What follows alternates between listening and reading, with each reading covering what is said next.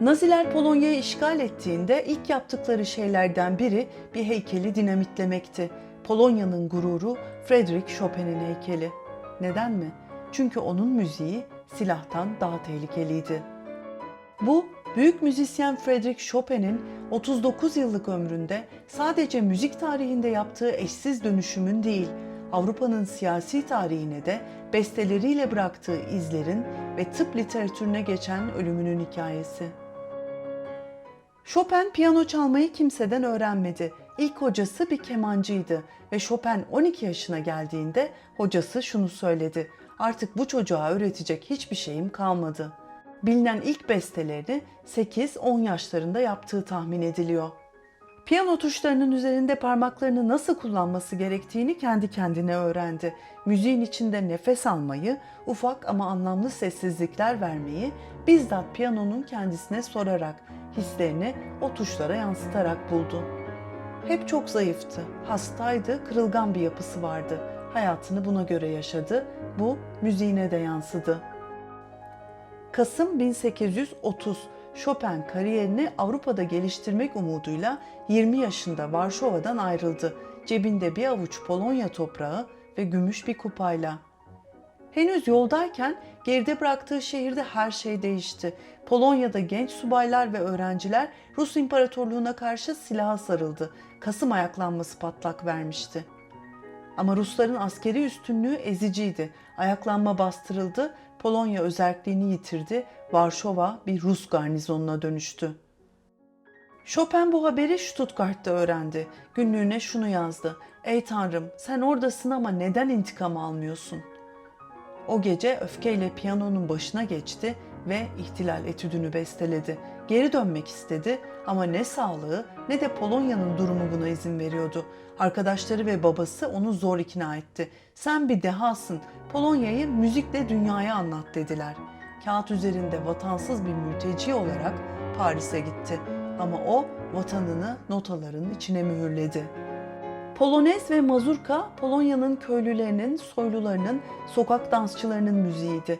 Rusların asimilasyon politikasıyla silmeye çalıştığı bir kültürün nabzıydı. Chopin bu halk formlarını Paris'in en seçkin salonlarına taşıdı. Onları dönüştürdü ama özlerini hiç yitirmedi. Bestelerinin her birinde Polonya'nın ritmi, Polonya'nın acısı vardı. İşgal altındaki bir halk o notaları çalarken kendini duyuyordu. Yıllar sonra Robert Schumann onun müziğini dinleyince şöyle dedi: "Çiçekler arasına gizlenmiş toplar." Naziler bu benzetmeyi çok iyi anlamışlardı. Varşova'yı işgal ettiklerinde ilk işleri Chopin'in heykelini dinamitlemek oldu.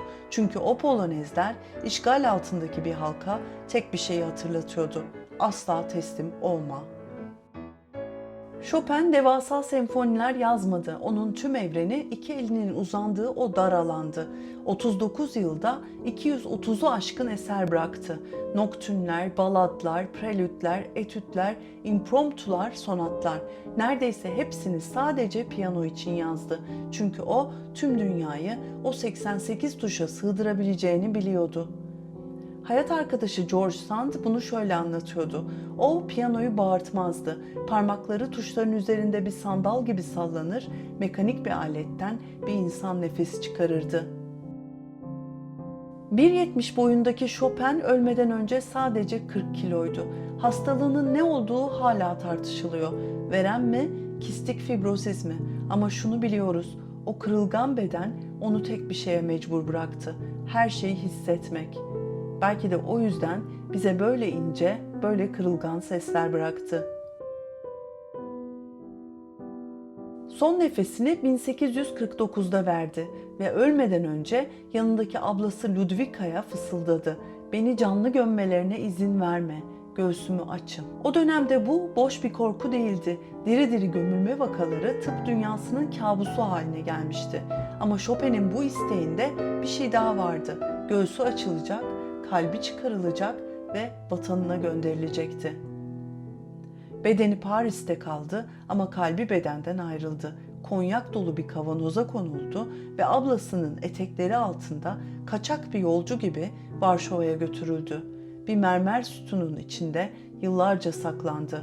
2014 yılının bir Nisan gecesi O mezar sütunu gizlice açıldığında kalp hala oradaydı.